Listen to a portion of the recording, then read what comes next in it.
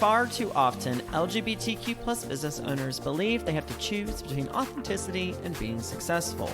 Through these real-life stories, LGBTQ plus listeners aspiring for success can gain valuable insights to navigate their path to being both queer and successful.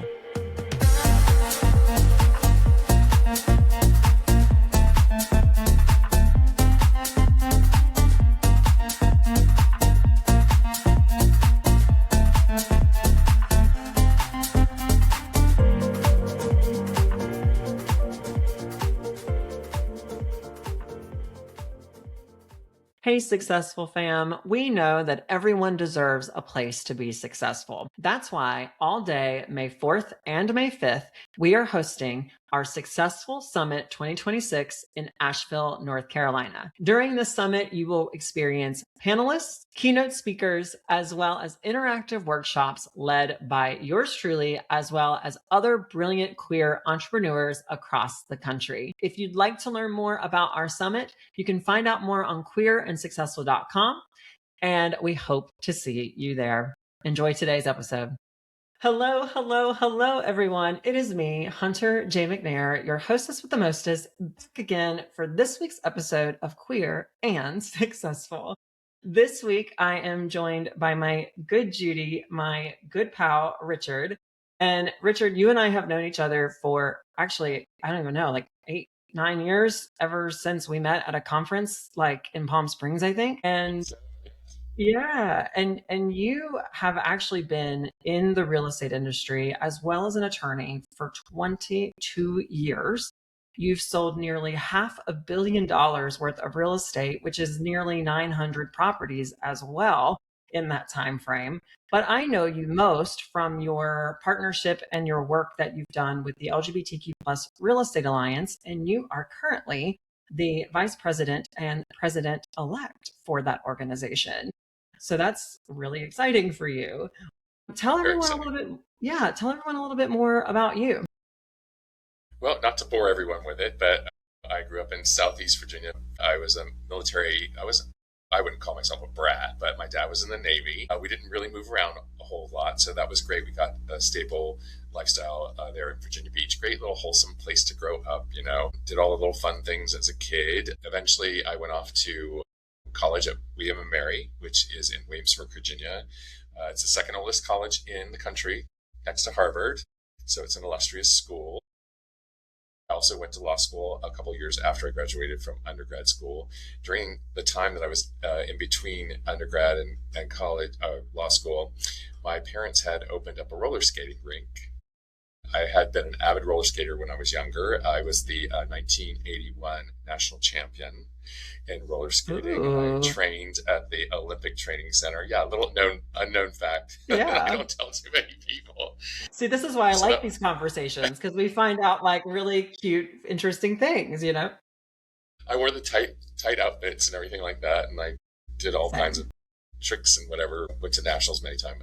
After that, after law school, I went and worked for a firm in Washington, D.C. for about 6 years before certain life events caused me to rethink things. And eventually I moved out to San Diego, California. I just sort of happened into real estate. My spouse, who's my spouse now, my partner at the time, he was in banking and we were investing into real estate. So he was thinking his career was about to change because of big bank mergers and things like that. He had already been interested in real estate. He wasn't much of a scholar, though. He didn't like to go to school and stuff like that. He was looking into getting his real estate license, thought it would be a nice second career after banking. He noted in the documentation that because I have my law degree and license, that I could take my broker's license without having to go through all the courses, the 45 hours and all that kind of stuff. And he knew how much I love studying. I initially got so he convinced me to do it, to get my license. So I got my real estate broker license about 22 years ago with solely the intent, Hunter, that I'll just do deals for us. I'm just going to be a lawyer and we'll buy investment properties. We'll take the commission, we'll put it back in the property. We'll, whatever, or we'll have reserves if it's rented. Right. And I just ended up loving it so much and got into it. Well, it would have been when I was really doing well. It was like 04, 05. So it was right before the crash. Mm-hmm. So it's like, this is so easy. Look at me. I don't have any training. I don't know what I'm doing, but it's all good. Look at this. And then, of course, came the big crash. So over time, just through synergy and knowing people, I was able to attract quality people to my team. I've been a boutique owner for most of that time. We now have 13 agents, but at first I didn't want to have any agents. And it developed over time, as I mentioned, because of getting to know people in the community. And since then, we recently partnered with Epic Realty, and we'll maintain our branding and everything under their white label program. But that's pretty much it. I'm an avid cruiser, by the way. You need to know I love going on cruises. Yes, you are. I know. You're like, I remember I was posting in the Clear and Successful group, and you were like, X amount of days until I go on a cruise, X amount of days. When's your next one? I love countdowns. When's your next one? My next one is almost 60 days, so there'll be a new post tomorrow on social media. Good. It's a 60-day countdown. It Good. is. We love Celebrity Cruise Line. There's a shout out for them. Hopefully they're watching, or somehow it gets out to them so I can get some sort of points or discount on something. This one is to the Panama Canal and the ABC Islands, which is Aruba, Bonaire, and Curacao. So that's pretty exciting. Well, and really I think I told you I've never done a cruise before. So that's right. Yeah, you're kind of, I'm living vicariously through you. Well, I'm going to get you on one. One of these days you're going to get on one. Number one, because I think you'd have the best time ever. And I'm sure there are ballroom dancing themed cruises that would be right up your alley. And if there isn't, there's like silent disco nights and all kinds of other fun ways to be entertained. But if there isn't, that's also an amazing business idea. I mean, right. that's a pretty cool business adventure we could get into. Right. So obviously there's all these things that you've accomplished over the last of your whole life, but especially over the last 22 years since law school and since real estate, really. But I want to kind of go back, if I can, and learn more about, like, you know, your childhood and where you came from. And I usually love to ask the question, like, when you were a kid, what did you think you wanted to be when you grew up? You know, when I was a kid, I wanted to be the Flying Nun. I don't know if you ever saw that show. No. What is that? That was Sally Field's first big break. Okay. She was on a show called The Flying Nun. She was Sister Betrayal. I absolutely adored her. She wore this funny looking habit that when the breeze picked up, because she was so tiny, she could literally fly. So she got into all these escapades and episodes, and no one wanted to know that she could fly and all this other stuff. So I would hop from the chair cushion to the sofa cushions around the room like I was Sister Betrayal. This is not what you actually wanted to be. To catch the wind. This is not actually what you wanted to be when you were growing up. And if it was, I wanted to be the Flying Nun. No, it is not. Well, if it was, they should have known. Like, they should have known right away. Right away. I think, you know, I always knew I wanted to be in a position of leadership somehow, because I was always organizing things. I was organizing like a little skateboarding group. I was just focused on doing the best that I could. I was competitive because roller skating was competitive, like ice skating. It was very similar to ice skating. So I was driven in that way. I at first thought accounting would be something I would do because I took economics in high school, and I did really well at it. My senior year, we had a government class, and I tell this story often, and she was my favorite teacher. I can't remember her name, though, after all these years, but she was just absolutely my favorite teacher, and I excelled in the class. Part of the year, we had a mock trial class so we could get to know the judicial system. And I dressed up the part, you know, I had a 3-piece suit, a tie, and just showed up every day, well prepared. Interestingly enough, it was a divorce case. Like, why would you have high school kids try a divorce case? It was the worst subject ever. Yeah. As they do. I mean, you are in San Diego. It's the thing. I performed really well, and at the end of it, she gave me this extraordinary compliment. Oh my gosh, you did a wonderful job. I think you should go to law school. And it just seared in my head, I need to be a lawyer. And I think LA Law was on TV at the time and other things, so it sort of cemented that. Looking back at it, what she should have said to me is, you should be an actor, because that's all I basically did during the whole mock trial was acted out. I had no clue what I was doing. I mean, that's fair. I mean, you are kind of just, I mean, it's a thing. I could imagine that, like, Yeah, the yeah. acting skill being there. So, I mean, in Virginia too, like, I mean, did you have harder time? I mean, I'm in North Carolina, right? So like I'm not too far away from Mm. that. What was that kind of environment like for you as a young gay kid? I assume it was probably similar culture to yours, but you have to remember, I'm a child of the '60s. I'm a Gen Xer. I don't, hide my age. I'm 60, so I grew up in the '60s, mid '60s through the '70s. And while there was the sexual revolution, and certain things were advancing, there was obviously Stonewall and things like that. Uh, it was challenging. In addition, uh, Virginia Beach is the seat of the Christian Broadcasting Network, Pat Robertson and his son, Pat Robertson Yeah. Jr. And there's heavy religious influence all over the state of, or it's called the Commonwealth of Virginia. Jerry Falwell was out in the western part of Virginia, and just all these evangelicals. So it was an extraordinarily conservative upbringing. In addition, Norfolk is the seat of the Atlantic Fleet for the Navy. And also, with that kind of government overlay, you have a lot of conservatism, or just it wasn't something you did come out, because at that time in the military, you could be ousted from the military. There wasn't even don't ask, don't tell. It was you're out if they find out about your queerness or being gay or anything related to LGBTQ. So you learn to live a double life, which is something in my generation we all did. And maybe that was still similar when you grew up in North Carolina and many of the other states surrounding there, where very conservative governments and philosophies prevail.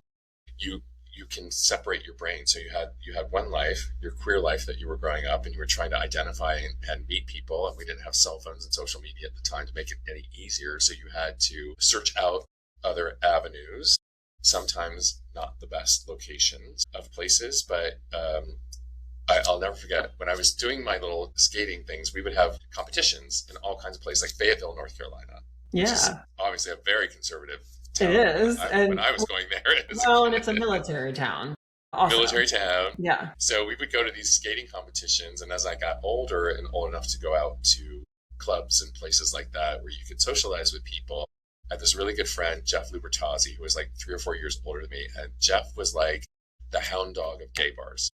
Mm. And we had something called the Dameron's Guide. I don't know if you've ever heard of that, Hunter. What is It it? was a paperback guide Okay. called the Dameron's Guide. And it would list bars, restaurants, clubs, hotels, bathhouses, all kinds of places, and it would rate them. Be careful here, do this, stay with this person, it was your guide. It was like a Bible.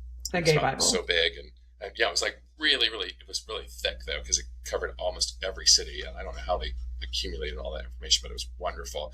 Anyway, we didn't need it because Jeff, as I was mentioning, my friend Jeff, he was like a hound dog, and we would get in the car. He's like, "Come on, girl, let's go have a cocktail somewhere." I was like, "All right, well, I don't know where we're going to go. It's Fayetteville, Yeah, There's not exactly. much of a life here." Jeff was like, "I don't know, just start driving. Railroad tracks. Go across the railroad tracks. Yeah, yeah, keep going down here, down here." It'd be dark, and I'm like, "Jeff, I don't know where we're going." And then we would see this old-fashioned road sign with like these yellow bulbs with an arrow, and it was flashing, and an old house in the middle of nowhere. He goes, "That's it. That's the bar. Stop in here." I was like, "Are you sure, Jeff?" He's like, "Yeah."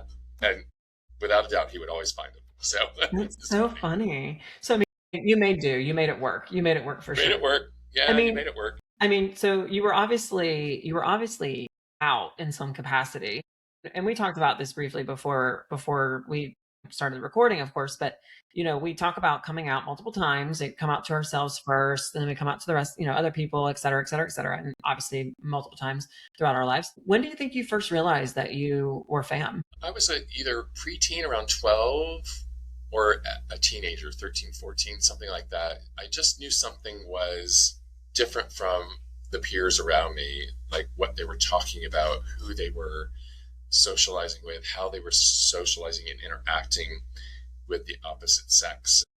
And I attempted that as a young person. It didn't feel natural to me or authentic. We used to go, family used to vacation in Nag's Head all the time, the Outer Banks. Yeah. Because it was so close. It was like an hour, maybe an hour and a half sometimes with traffic or whatever. So Closer to you than me. Rent, we would rent cabins down there with other families. And as I was reaching puberty and going through all of that, experience. I took a walk down the beach one day. I will never forget this. And I knew I was having these strong urges towards other guys and men. And not that I'm very religious at the time I was just like, I just need a sign, God, universe, whoever you are. I was just like so tormented by it. And took that long walk. And then I sat on a dune and I said, just give me a signal that what direction am I supposed to go in? And sure enough, a really good looking guy walked by and I was like, okay, got it. I was going to say, like, the hottest man. Yeah. No shirt on, When in Rome. Yeah. I mean, when in North Carolina, you got to find the little hot North Carolina boys. That's hilarious. I mean, so you had your sign, and you knew. Yeah. And then obviously you kept it a secret, right? As we often all do, right? We keep it a secret. Right. We say these things to ourselves, like it's not real. Or we ask God for a sign and find a hot daddy. For you. You then obviously went to college. You didn't leave Virginia. You stayed in Virginia and went to college for your undergrad there, right? Yeah. Well, I tried to get out of Virginia, but I certainly had my choices. I applied at University of Virginia. In Virginia, you're either going to UVA or William & Mary, sometimes Virginia Tech, but that's the real scientific people, the engineers. So it didn't have much in common with them. And that's where you wanted to go. So I don't know if this happened to you when you were looking at colleges and stuff, but my parents, we did that whole weekend of where you're going to get in the car, you're going to drive to all these schools, and we're going to check them all out with your parents. And one of them was Georgetown University in DC, and outside of Virginia, but really just across the river there, Potomac. And my eyes lit up when we were in DC, and I was like, Georgetown University, I want to go here. And my mother got in the car. My mother was like, that's not the school for you. I think my mother knew. I would just be out in the town. I would be just exploring the city and not doing anything. DC's always been, because DC's always been like the more liberal, the more open, accepting party thing. Yeah, if you think you found a hot boy on the North Carolina Outer Banks Beach. Oh my God, this is exactly my environment. This is what I need. Yeah, exactly. But I ended up going 45 minutes away from home, so I did too. I went to NC State. Like I grew up north of Raleigh. I love it there. Yeah. I grew up north of Raleigh, and I just went local. But it's funny because you think like, oh, you need to get far away in order to like discover yourself, and you need that space. But you don't have to be that far away. Like 45 minutes was probably enough for you. I assume you didn't live at home still. No, I lived on campus. Yeah, I absolutely lived on campus. I couldn't wait to get out of the environment, and this is not a knock on the generations that came after me, but I mean, when I was 18, I was like, oh no, it's going to college and it's in a dormitory. I am out of here. Yeah. Plus I was closeted. So I was like, I just need to spread my wings. I need to feel like an adult. And I had that passion too. I wanted to get on my own and start doing things on my own. And many of my friends that didn't go to college, I was watching them, and they were successful or not, whatever, but they were living a life. And I was seeing them on occasion. I was like, gosh, look at them. They're spending their own money. They've got a job. That was a struggle for me in undergrad. It's like, why can't I just get going? I want to get through this, get my diploma, just go.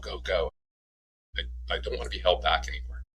Yeah. Well, I mean, it's a thing where you're like, I just want to work. Like, I just want to live my life. I want to be, and it is almost this, like, you're free now, right? Mm-hmm. Like you kind of, and so like you're a good old kid in high school and you're following all these rules and you're like, okay, now I get to get away. And like, I just want to be an adult and live my life. So I totally get that. Now you're obviously closeted somewhat. I mean, I'm assuming in college you started coming out to friends. Like, when did you start coming out to friends?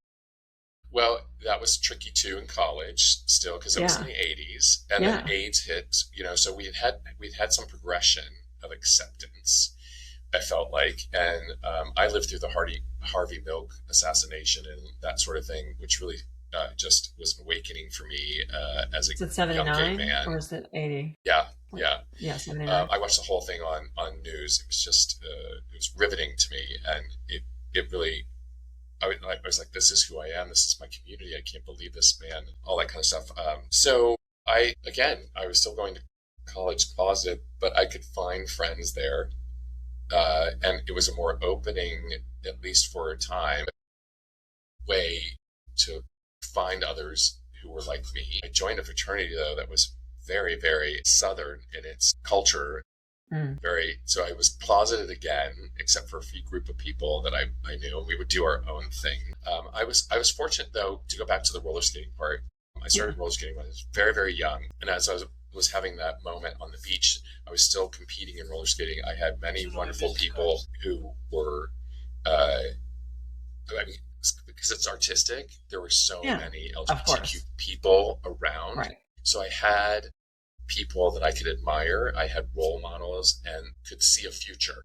Right. I could become a coach of roller skating. I could become an owner of a roller skating rink, or I could become anything because these people were doing it. In addition, I got guidance, like, be careful if you go here, be careful if you do this, be careful how you say this to someone. So, anyway, I left college. Actually, I moved off campus so that I could have even more of an independent life and start exploring more about being queer, which was helpful.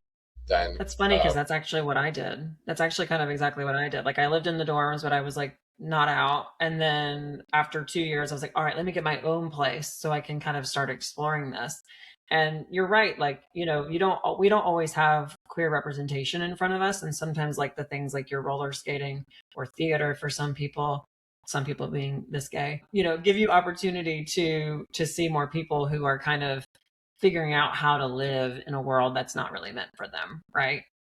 Well, and it gave you generational knowledge is what I appreciated, because, again, people from the 50s and 60s were the adults when I was coming out as a kid who could say, this is what it was like before, and I'm just going to caution you. And while things may look good now, just be very careful how you go to places and present yourself. When you speak to police, this is how you speak to them, almost. And I don't want to actually equate it to this, but that talk that Black families have to have with their sons. You have to be very, very careful. Always keep your hands on the wheel, have your driver's license ready. Yes, sir. Yes, ma'am. Yes, officer. Just be that very polite person, because, well, there's an incident that occurred that involved police and another gentleman, me. And I think it helped me get out of the situation, but I don't want to go into too many details of it, but it was scary. It was really, really scary, that I could have, gone to jail, and he was in the Navy, so he could have been kicked out of the Navy. Yeah. So I mean, great. So you're obviously living through kind of this, like, I mean, you really did live through like the peak of a lot of gay history and a lot of like of transition for the queer community. My Harvey Milk, in a sense, was Matthew Shepard, right? Because that was like around when I was born, and that was like its new thing. So we always have these like bigger things that happen through time for each of our queer generations. But for you, the AIDS epidemic was probably one of the biggest. And I know that you came out later in life, to your family, at least at 31. Were you living in Virginia or DC at that time? I was living in DC. So okay. I have moved there right after. I went to law school there and got a job there. So that would have been in the 90s, 90. And found a partner, had a wonderful partner, also closeted. He worked for your listeners probably won't remember Senator Strom Thurmond. He was a senator from South Carolina, Republican senator, very, very conservative. Interesting. So, okay. So there we are, a closeted couple in DC. It was quite challenging. Yeah. And so. It's okay. Half of them are still closeted. Yeah, Oh, yeah, right. Yeah. Well, so. I won't say any names. Just keep it on the DL. So, navigating all of that was interesting. And you're right. Yes. At 31, I came out to my parents. That was only because as I did the interview stuff that he wanted beforehand, my partner ended up contracting AIDS. And that was a challenge for the two of us, obviously. I had friends since high school, frankly, that had died of AIDS. It was a really devastating time. Quite interesting, the mark it puts on your brain and how it formats how you think about things and life. To watch so many people, you'd go out one weekend and see everyone, and then the next weekend there'd be 5 or 6 people that weren't there again, and you'd see the names published somewhere, or someone would tell you, oh no, they passed away. So it was just, for a young adult, it's hard to see that kind of atrocity and death occurs so rapidly with so many people. Yeah. So we managed that. It was a challenge to our relationship. As he got sicker, he needed additional help. So his parents came up from South Carolina. So he had to come out to them, which was challenging for us. They weren't welcoming to me at all at first. And then I had limited access to him. But prior to that, I was doing the best I could to manage his care. And again, it put strain on our relationship when we were living separately. Just challenging times for all of us. In the end, as he progressively got worse, fortunately, he had cousins that were medical interns at Johns Hopkins in Baltimore, which is a really wonderful university hospital. And they were on the forefront of some of the advancements in treatments for AIDS. And as he was declining, and I was told by his mother that I was not welcome at the funeral and I was not to speak of any of this, and just to go away, basically, I finally called my own parents because the pressure was just too much. I was a young lawyer. I was living in DC. I was having this partner dying. I didn't know who to reach out to. I did have my friends, but they weren't my family, right? So I eventually called my parents I just told them, I just need a love. I need a hug. I need something. Thankfully, at that time, they were both very receptive. They were wonderful about it. My dad didn't really say a whole heck. Mm-hmm. I always knew. I just wish you had said something. Well, if you knew, why didn't you say something to me? I know. It's like, why was it my responsibility? I know. Make it easy for us. Question? So still challenging. And, my sister, very accepting, also said that she kind of knew everything. And then the hurtful thing was when she said that they were young at the time, that, but I just don't want your nephews to know. Mm-hmm. Don't say anything to your nephews. And I'm like, okay, well, here we go. I'm out, but I'm not out. It's just like this whole thing. So we managed that whole life issue, and obviously he passed away. And then, as I said to you, my mother said to me at one point, she's like, well, and it wasn't kind of cruel, but it was just like, okay, well, that's kind of over, and now we don't have to really talk about this anymore. And I was like, no, that's not how any of this works. Yeah. Well, and unfortunately, like it's sad because she knew, and you're like, why didn't you say anything? Well, it's also because it was tolerating it. It wasn't necessarily accepting it. Right. And that she's wonderful, by the way. I don't want to malign her. She loves my spouse. She loves him more than me. She loves telling all of her church ladies that she has gay sons. She loves it now. She just absolutely loves it. And she has for years. Listen, I love my mother. My mother's great. And my mother was raised Catholic. So, and one's Catholic. Greek Orthodox here. And one's Catholic, always Catholic. And so there's it's good that there's growth, period, and we kind of get to be that for our family often. It was for you, this happened to you in the 90s. And I think that people think that like the AIDS epidemic only existed in the 80s, and they don't realize like actually really how recent like it was. Like, I don't think this is someone who's born in the early 90s speaking, but like the 90s is not that long ago, and its effects and what our community remembers as far as everything that happened during that still lingers with us. How do you overcome that? Like, what did you start doing? Where did you go? Who did your support system become? Well, I had a great group of friends in DC, as I mentioned, and I carried forward the friends that mentors, the elders from my skating group, to stay in touch with them. As things were progressing with Jeff was my partner's name at the time. As he was getting sicker, everyone at the firm figured it out, and they were lovely too. They embraced me. The managing partner came to me and said, look, I know you've got this stuff going on. You need to get away to take him to a hospital appointment or a doctor's appointment. You just go. We all understand what's going on here. It's like, oh my God. So I felt loved. That was helpful. But what I did, I poured myself into work.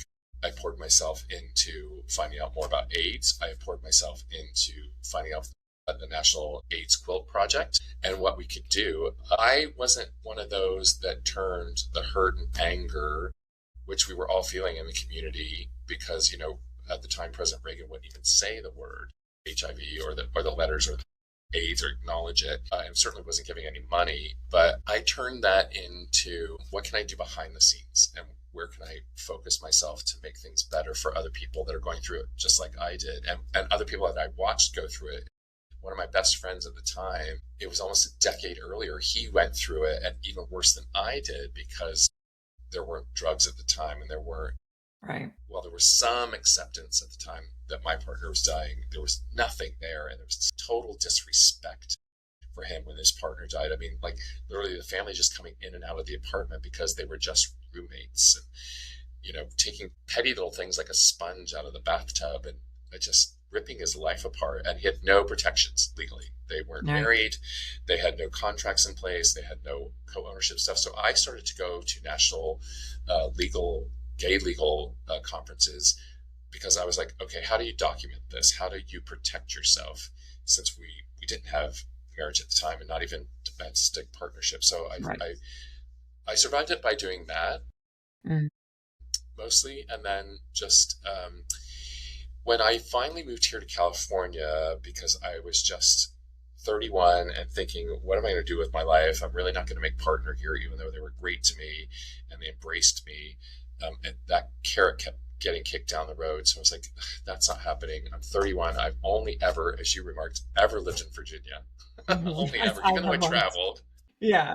But so was that the catalyst for that move? Like was The death of Jeff was the catalyst for it. I was just like, and I had traveled the world when I was younger. I mean, as a teenager, I went over to Europe again for skating and training and things like that. So that opened up a world of things to me. But I was like, I just have to get out of here. I just got to try something new. And I didn't burn any bridges where I was. They always wanted me to come back. In fact, I did do some contract work for the law firm I worked for a couple of years while I was establishing myself in California. And I was like, I'm going to California. So I did the Goldilocks thing, Hunter. I was like, what's that? I'd been to San Francisco before, because that's sort of the Mecca, or was when I was younger. That was the Mecca. If you're gay, you have to go to San Francisco. I'm sorry. You just Yeah, have you to. do. You got to go You to the do. Castro. You got to know your history. Yes. So I went to San Francisco, LA, and San Diego, the three biggest cities in California. I was like, I'm going to try them all out. Well, this one's too hot, this one's too cold, and this one's just right.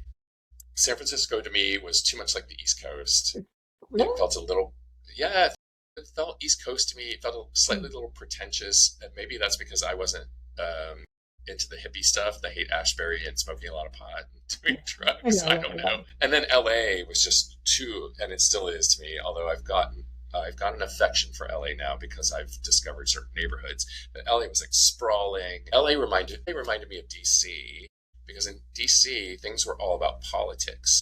So when you would go out and meet people, the first question they would ask you is, "Who do you work for?" Like, do you work on Capitol Hill? How are you connected?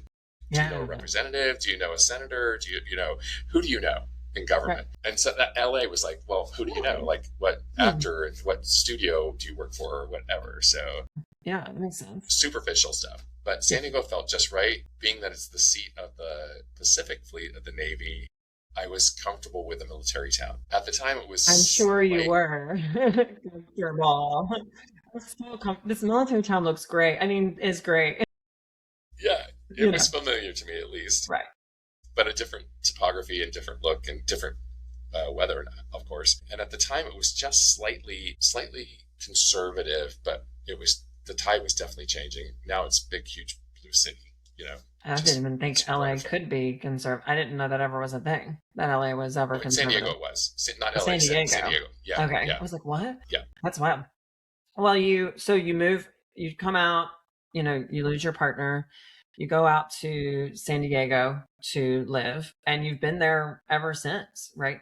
Now you're still a licensed attorney. You're not practicing, or are you practicing now?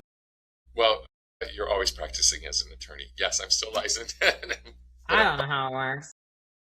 I do estate planning as part of my Okay. practice, but it's about 10% of the business that I do, and it sort of just Okay. naturally occurs from the real estate. But the real Because of estate what? business is, Right. yeah, it just takes over the real estate business, and I absolutely love it. My training as a lawyer, my practice when I was in DC, I did insurance litigation. So I got to know contracts inside and out, and Mm. declarations and codicils and all kinds of things. And contracts are contracts, right? Whether they're dealing with real estate, they're dealing with insurance, or they're dealing with a widget or whatever, you have to understand contract law. So it was a natural fit for me to transition, especially the way that I did. Now, and over the time that you've obviously been in real estate and been in San Diego, you've also done a lot of really cool stuff with the nonprofit organizations that you are a part of now and that you've been a part of in the past.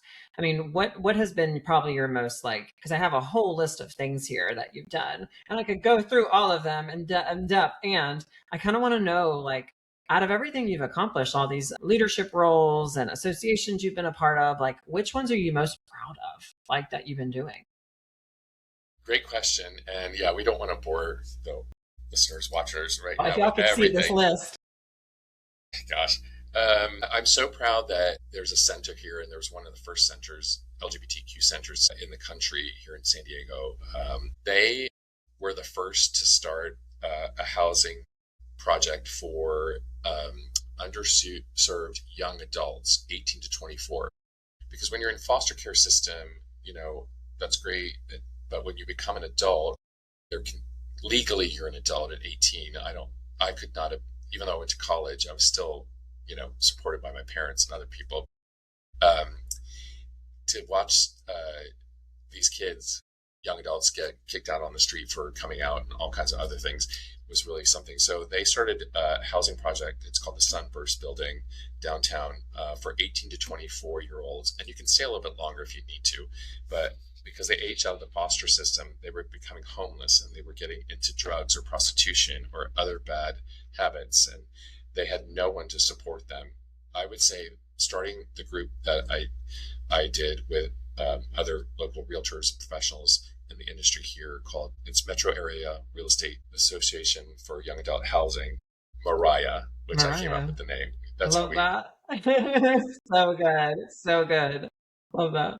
And supporting that and raising tons and tons of money for that to help our center supplement the expenses to it. It's a 16 or 18 unit building, completely free for anyone that qualifies for it. They give you a laptop. They give you your own apartment, fully equipped, furnished, dishes, towels, linens, anything you need. They have life coaches. They call them, they're not therapists, they're life coaches. Requirement is that you have to meet with this life coach and you have to have a plan. And you meet on a weekly basis, and you have weekly goals, you have monthly goals, you have quarterly goals. You're either going to go to school.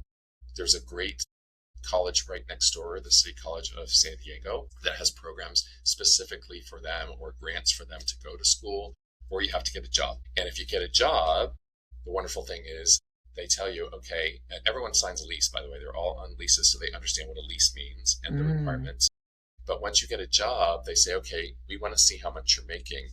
You will pay X% of your wages per month as rent. You're going to learn how to budget. You're going to learn how to be a responsible adult. So by the time you age out of here, or when we think you're ready and you think you're ready, you can go into society as a productive adult. And I think that's one of the most proudest things I have done over my lifetime.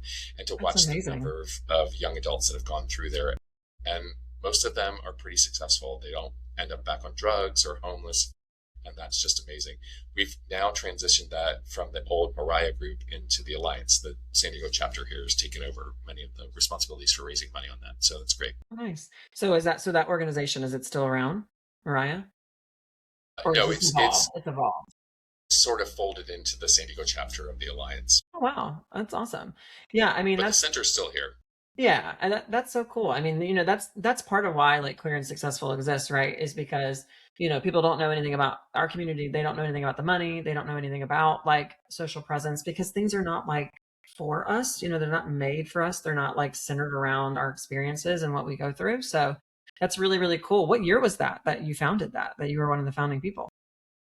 We did that in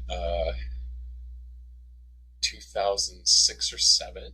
Wow. So it's been around for almost 20 years. Yeah. Wow. And it was the building itself, and the acquisition by the center here was the first of its kind in the country. So it's become a model for other big cities to create this type of housing for our youth.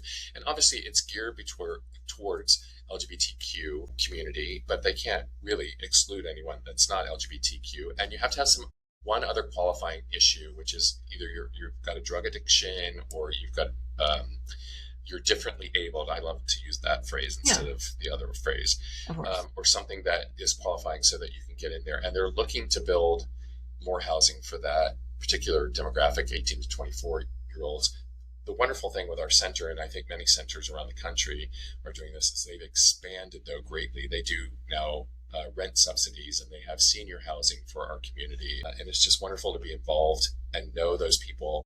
For a couple of generations now, for over 20 years, I've been working with the center. Yeah. And that that's so rewarding to me because sure, I can sell all the real estate and you gave the numbers earlier and all that means wonderful things Yeah. and it's helped me be successful, but being successful to me is having the community be successful, especially Hmm. our community, because when you have stabilized community and stabilized housing, people can do better, right? And then we don't have the drug use and we don't have crime and we have people with goals and then they want to move on from being a renter to owning property. So that is a key strength to what we do as realtors. I've just been blessed to be a part of the community.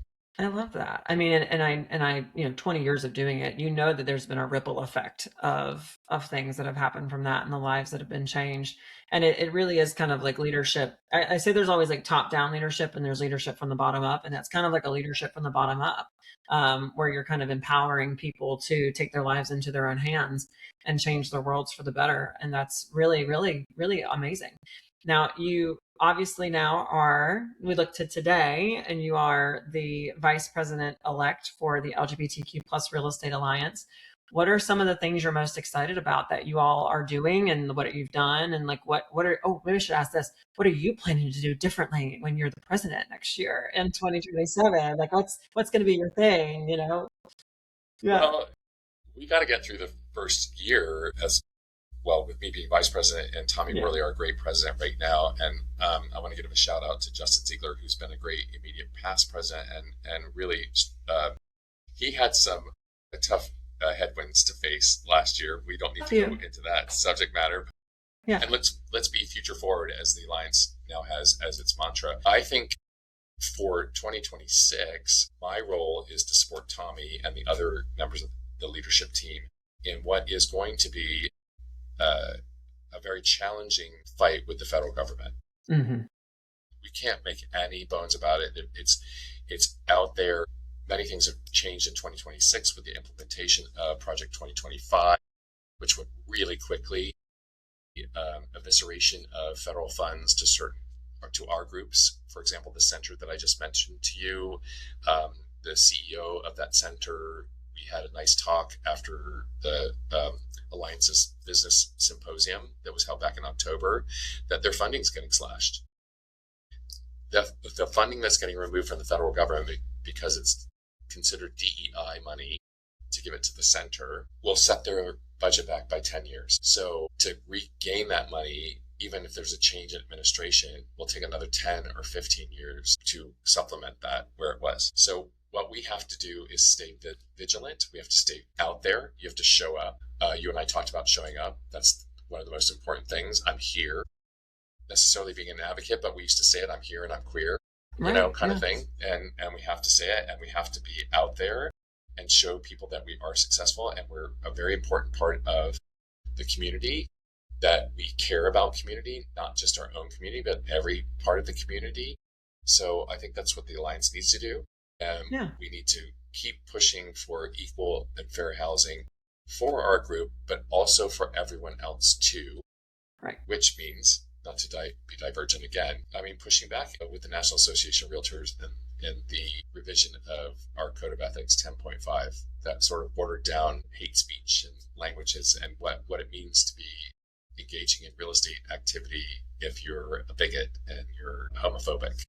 Right. And how we hold those people accountable if you're going to have equal and fair housing for all. Yeah. I mean, and that's the thing that is the most unique about our community is the intersectionality of it, right? And so Yeah. we do have to fight for equal rights for everyone in the industry, not just queer people, because we have every type of person in our community.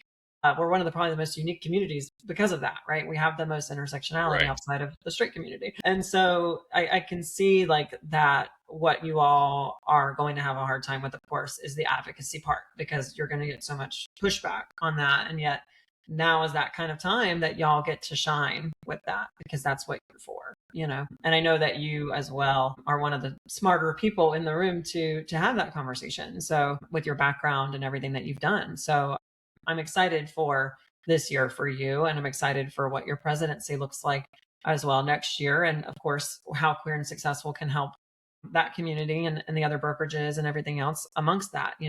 It's together we all achieve more right now. And I've told people a lot this past year because of everything going on, more is more, we just need more. We need more good, more light, more, positive queer spaces and opportunities for each other. So I appreciate everything you're doing. Now, as we kind of wrap up this conversation, and I look at how people define success, and I ask everybody this question before we interview, and for you, and this kind of makes sense, right? It always kind of ties back around. For you, you said success is helping others achieve their goals. It's about being surrounded by others that lift you up and make you better. All the rest of that comes with success, the financial security, loving relationships, etc., are results of those elements, right? And I know Yes. Zig Ziglar, I'm sure says, I'm sure you know the quote where it's like, if you give, I can't remember it exactly, where it's like, you give, you'll never go a day without. How do you feel about that, your definition? Well, in the moment, first of all, I want to give a shout out to you and Queer and Successful. This is an amazing thing that you've created. I love the synergy between it and the Alliance and other affinity groups like this, because we need to do that. As you just said, we need to continue to create community and open, safe spaces. That's why we say, right? I didn't put it here. I didn't know how to change my name, but my pronouns, and I should have said it at the beginning, are he, him, his. And I say that, and people are like, what? Why do you feel the need? And they're not doing it meanly. They don't understand. It's like, I feel the need because I don't know your pronouns, and I want you to be comfortable to tell me how I should address you. Plus, there will be other people in the room that aren't comfortable telling their pronouns because they don't know that it's a comfortable, safe space. I just want to create open spaces for it. Anyway, I'm diverging. No, it's perfect. No, I mean, that's the thing. The more spaces that we can create for each other, the less that our community looks at everything in a scarce way. I think one of the dilemmas, because we are so ostracized and because we don't have enough spaces, is our community thinks that everything's a swimming pool, but it's not. It's an ocean of opportunity. Yeah. And so it's there for us. So, yeah, in the face of adversity, which we're seeing with this administration, and there's more to come. There definitely is more to come. I'm glad to be a part of the Alliance. I'm glad to be a member of the Queer and Successful. I'm looking forward to the conference, the Success Conference in Asheville. I can't wait to be with like-minded people. Yes. But there's something about also not staying in an echo chamber. You have to speak out. The way I do it is just presenting myself as who I am authentically. I'm here lovingly. I'm here caringly. I know some people who have banned certain people on social media or disconnected with them, and I get it. I don't want negativity either, but if I can enter in with the light that I bring, the love that I feel for people, for humanity itself, if I can bring that approach, which I believe I have over my career, as you described it, and here's how I do it with my agents. I'm going to hold your hand, and I'm going to walk this walk with you, and we're going to walk up here together. I'm not going to tell you, do this or do that, or you're not good enough. I'm going to just say, let me lift you up, because everyone around me lifts me up. Rising waters lift all boats, right? Yes. We thrive together or we die together, right? Yeah. So, and that's true. I'm sorry to say, again, I'm not a religious person, but you got to love your enemy. Sometimes you got to love your enemy, or just try to explain yourself to people that are different than you or want to see you harmed or not have the same rights, not different rights, the same rights. Disagree, you just have to disagree with people and just move on from it. Well, and I think people like us also have the capacity to do that. And we have to also represent what that can look like for some people who aren't there yet, because there are going to be people who are not there to be able to have those conversations quite yet. So we have the obligation, or not, I like to say obligation. We have kind of the obligation as cis white men, as it is, to lead that conversation and to show others what that conversation can look like, sure. even though it's hard and not easy. So, and me and you are on the same page when it comes to love, light, pink, sparkles, all that stuff. We are on the same, we are on the same page. That is my aesthetic and a half. So I love it. I love my brothers, my sisters, my these, they, thems that want to, in my era, it was ACT UP. It wasn't my thing. I did support them. I sent them money. I was proud of them for what they did. I was too fearful, or whatever it was in my life at that time, to be that. I understand where it comes from, and I understand that we still need it. For those of you that have that spark, and that's your true path in life, do it. Do it. because we still need the hellraisers. Yeah, we got work Unfortunately, to do. We got work to yeah, do. We all get to be queer and successful. So I love yes, it. yes. I love it. Thank you so much for this conversation, Richard. I'm glad I got to learn a little bit more about you, and I'm so looking forward to seeing you after probably 3 more cruises in Right. in May at Successful Summit in Asheville. But this has been wonderful, and thank you so much again for your time. Well, I can't thank you enough for this wonderful opportunity. It's just great getting to know you more, even though we've known each other for a very long time. But Yeah, every time you do have this opportunity, you see more in someone that you absolutely love, and it just develops the friendship even more. And you're such a light, you're such a joy. I appreciate what you're doing here. Here's to your continued success. And yes, we will see each other at a successful in May. I love it. Thank you so much. And if you all enjoyed this episode, follow us on Facebook or join our community on Facebook, Queer and Successful the Community. You can visit queerandsuccessful.com to join our directory, learn more about all the amazing things we've got going on, including Successful Summit 2026. You'll see Richard and myself there. But otherwise, I hope everyone has an amazing rest of their day, amazing rest of their week, and be safe out there. Bye, y'all. Take care.